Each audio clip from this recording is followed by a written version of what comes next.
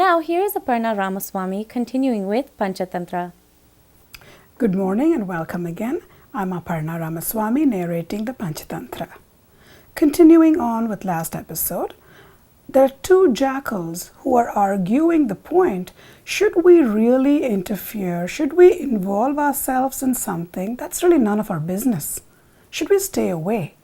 And one jackal says, well, I don't know, but here's the story of the monkey and the wedge. The story of the monkey and the wedge is once upon a time, in a city, there was a wealthy merchant who was constructing a temple. He had a lot of construction workers, there was an architect, and they were constructing this magnificent temple over there. It was noontime and they decided to stop working so they could go have lunch.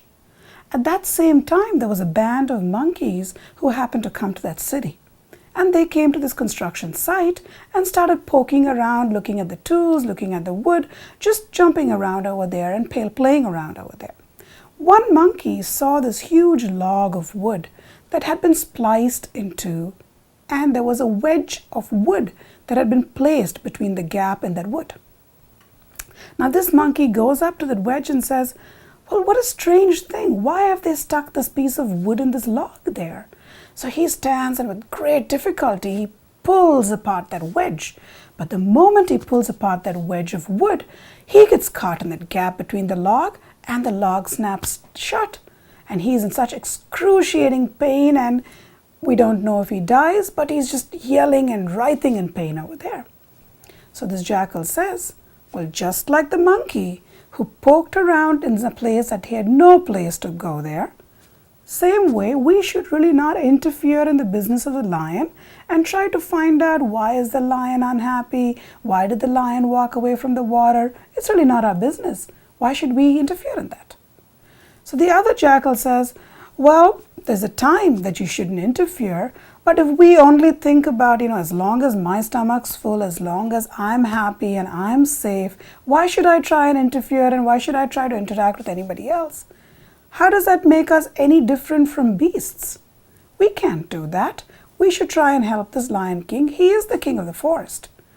So after much dialoguing between the two of them, the jackal says, okay, even if you decide you're going to go to the lion and talk to the lion and find out why he's dejected, are you sure you're going to be welcome? How are you going to go there? What are you going to say? How are you going to start the conversation? So they rehearse and they figured out what kind of an opening, what kind of a dialogue this jackal will use when it goes to meet the lion. So jackal goes up quietly to the lion and slowly, kind of finds a way to earn the trust of the lion, talks with him, says the right things, and finally asks the lion, what is wrong? You seem very troubled. What's going on? So the lion tells him, well, I was walking by the banks of the river to go get some water, and there's this strange and loud bellowing noise I heard. And I think that our forest has become inhabited by strange creatures. And as the king of the forest, I have to act in the best judgment of all the animals that live here. I think we are in danger and we should move out of the forest. So the jackal says, well, we can certainly do that, but we also should make sure we don't act like, cowards, that we act out of fear. We should maybe take a lesson from the story of the jackal and the drum. And the lion says, what's that story? Please tune in next week. We'll be happy to share the story of the jackal and the drum. I'm Aparna Ramaswamy, narrating the Panchatantra.